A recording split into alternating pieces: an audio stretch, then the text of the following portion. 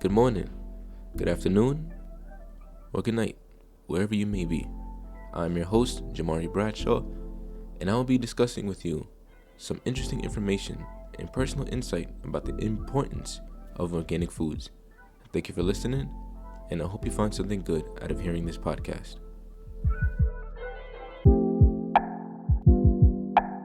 Some of you might be wondering, what exactly do you mean by organic? What foods are really considered organic? Or maybe you think that term is overused or overrated. Well, based on its definition from Merriam-Webster, it simply means relating to, yielding, or involving the use of food produced with the use of feed or fertilizer of plant or animal origin without employment of chemically formulated fertilizers, growth stimulants, antibiotics, or pesticides. Basically, something made without conventional use, products without much processed ingredients, things like seed oils, additives, preservatives, and artificial dyes, things that we consume almost every day in regular grocery store products. Little do we know that those are the silent killers that sneak up on our health later down the line. An average college student might not pay much mind to the particular things they eat on a regular basis, nor might they realize how the overconsumption of those foods creep up on them later, once they're older. Let's take a college athlete, for example. In order for them to stay active and healthy, they don't just exercise and train in their talented sport, but they also focus on their diet. They focus on the foods with proper nutritional value in them. Now, if they were to do the opposite, weight gain wouldn't be the only thing they would have to worry about. But now they've created more problems in other components of their health and diet due to the lack of proper vitamins and minerals, and also damaging ingredients in their system from the conventional produce. Another concerning aspect of organic foods can be the cost. Most foods in this region tend to be not as affordable for college students, especially those that dorm without a meal plan or live in an apartment off campus. As a college student myself, I can very much relate to this issue. Most foods you see in stores or online aren't usually at the best price you can get them at. So, we resort to finding a cheaper option. And whatever that option is, may not necessarily be the best, but it's the least we can do. Factors like this can put college students in the habit of not going for organic produce as much. Why bother try if we can't even afford it? I recently interviewed a student and got her insights on organic foods along with other problematic factors and her knowledge and perspective on the matter. Alright, so today I'm here with Ebony Williams. And what year are you? I am a sophomore going into junior year. Alright. Hi, Ebony. So, we're just going to go straight into the questions. So, Alrighty. Starting with number 1, what factors influence your decision to buy or not buy organic food as a college student? I would say depending on how much time I have to cook said organic foods, because I was raised in a household where sometimes we didn't have organic foods, we had canned foods, so it was easier to just open up a frozen bag of peas or canned goods. So I would say the factor of having time to sit and actually cook the organic ingredients would be the main factor of it. Do you believe organic food is healthier or better than conventionally grown food? Yeah, but I feel at the same time, when people slap the label of organic, it's kind of I don't believe it sometimes, because everything just has some type of GMO in it, especially with organic foods. I feel when you're saying that it's organic, you're saying there's no GMOs, but I still see giant grapes that look inhuman from regular, when I actually go to actual vineyards, or I've seen actual vineyards, the grapes are small. They're not huge like that. So I honestly kind of don't believe it. It's a win-lose situation in a type of sense, because it's what you have to eat, because not everyone has the ability to grow a garden and sit and have time to wait for a garden. So it's you kind of just have to roll with what you got. So basically some of the labels are deceiving in a way. Yeah, it's I don't believe it at all, unless I'm actually seeing the person get it from a farm, because there are some places, especially around me, where they actually do get it from local farms. and Okay. it has the label of local farms. I'm like, okay, so then it is organic. Right. Like you really got to pay attention to what it actually says on the product or where it's coming from to really know if it's legit or not. Yeah, I always try to look at the also like the state and like where it comes from, because you could also tell by how far it's from if it's really organic or not. Because Right. come on, something from Illinois coming all the way to New York, it's not organic. Like, you have to spray something on it to keep it that good for so long. And how important is the absence of pesticides and chemicals in your food choices? From what I've read and watched all through my life, I feel like it's a big importance, just because I've seen how it can affect children. With the pesticides, I see how it affects us today, because when I think about the amount of, autism and all of that that's coming into the world, it kind of makes me think, like, is it because of the amount of chemicals that we use in our foods and products is the why that we have such like a spectrum of problems, and not just mental problems, it's also health problems, like people that are dying at the age of like 20 to 30s from heart failure and things like that. And some of them eat normal regular meals, like healthy meals. So it like really boils down to how much chemicals we're really putting in our food. And it just makes me think, it's like, it's a big thing when we use pesticides. Like, it may not seem like it, but it really can affect us in the long run when it comes to cancers and things. Like, cancer has been an on-time high for God knows how long. And it's like, why is it not getting any better? And it could only be from what we eat. Everything I feel like we touch has some type of chemical that just makes us sick from long-term use. And I know usually with organic food, the main concern of it is also the price of things. So like, how affordable is it? So does the price of organic food affect your willingness to purchase it for you personally? Absolutely. As a college student, being an independent college student, it's a big thing, because you want to be able to eat healthy, you want to be able to eat right, but it's like, I can't pay $35 worth of food all the time every week to cook. I don't have, like, people don't have steady jobs like that when you're in college. Like, you're on and off. So it is very hard to, like, get organic foods when the normal price foods, or like the less healthier foods, I guess, are just the cheaper options. Yeah, and with inflation and everything, with increasing the typical. Oh, absolutely. It's disgusting. It's like, at this point, we should just make our own garden here and like grow our own vegetables. Right, that's what it's looking like, honestly, with the way our economy and everything is going on. It's crazy out here. But how knowledgeable do you feel about the benefits of organic foods? So like, what you usually see on what's like the actual proper produce that you're seeing, like being grown from farms, like how exactly do you think, or how much do you feel like you know about that overall? I feel like, as someone who grew up with a garden in her backyard because of my great-grandmother, I feel like I do have a little bit more of a sense of like how much better it is to have homegrown food, especially when it comes to produce like tomatoes and broccoli, corn. We've had okra, all that. Like, when you buy it from a store, it's so quickly, it gets like just like nasty and like just moldy so quickly. When I say, the same thing happens to like fresh foods too when you grow them, but I feel like also when you like prep them in a right way, like you can keep them for longer.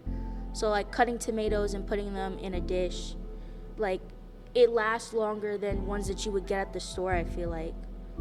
Because some people like to say, oh, when you get fresh produce, it doesn't last long. And in some terms, yes, it is. They are right about that. But from my experience, especially if you're going to be eating the foods very, like, in a weekly manner, like, then it shouldn't matter how fast the food goes. Like, you should be eating it.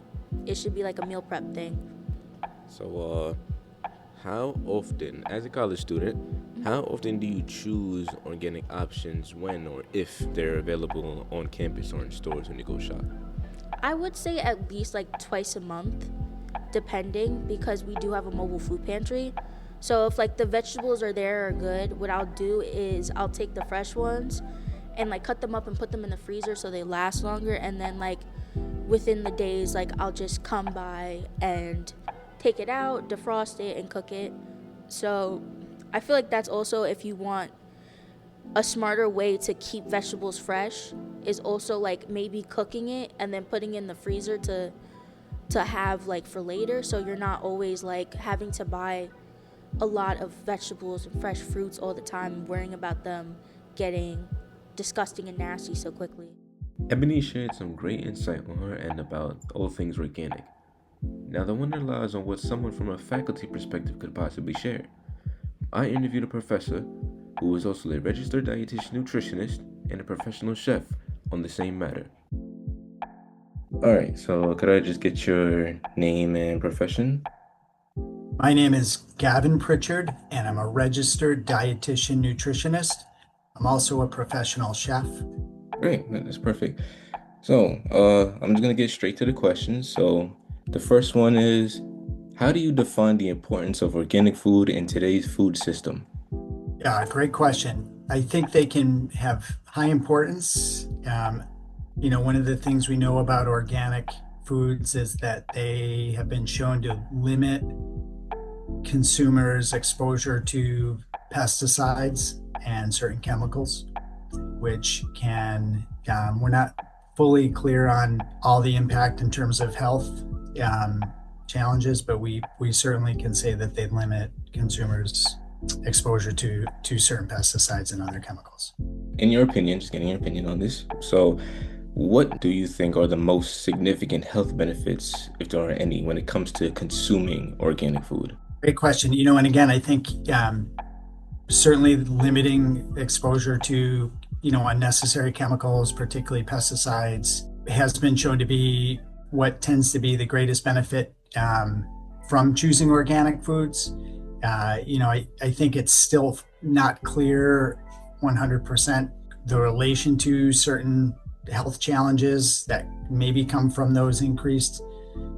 We know that, for example, that people who do choose the largest amounts of organic foods tend to maybe have lower risks for certain cancer occurrence, like non-Hodgkin's lymphoma. There's some support for limiting or or choosing organic foods during pregnancy.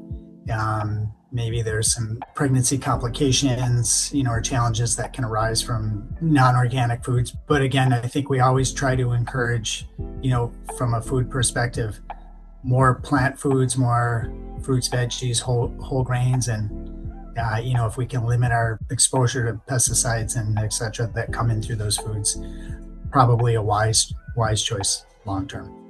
I know with organic foods and how important they are and how beneficial it is, and it should be encouraged amongst everybody to at least consume those like more often, or at least try to imply that into their diet.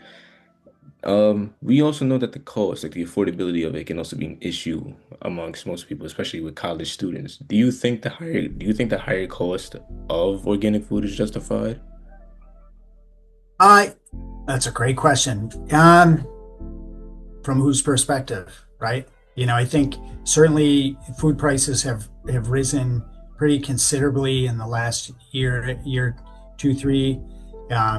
And somebody who might be budget conscious or have a limited food budget may not be able to participate the way some others are able to in organic foods. But that doesn't have to be a barrier necessarily, right? I think there's ways to participate, just like with regular food and maybe, being budget friendly. Things like trying to buy organic food in bulk. If I choose a grain, for example, I might have a lower unit price by buying a larger quantity at one time.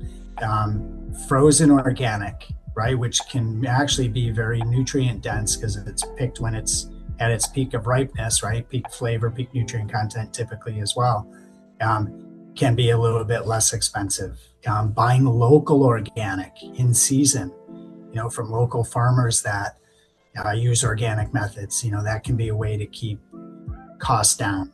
Are food prices justified now, even if they're conventional? I don't know how to maybe answer it from that perspective, but I would say, anybody who wants to maybe participate in organic, there's always a way. And again, I think it doesn't have to be all in or all out. It can be pick your battles. Maybe there's foods that somebody eats 5 apples a day, that to maybe if they're considering organic, maybe that's a place because they're including one food regularly, right? You could maybe buy an organic apple bag. Might be a little bit more expensive, but it could still be within your budget, but also maybe limit your exposure to unnecessary pesticides, etc.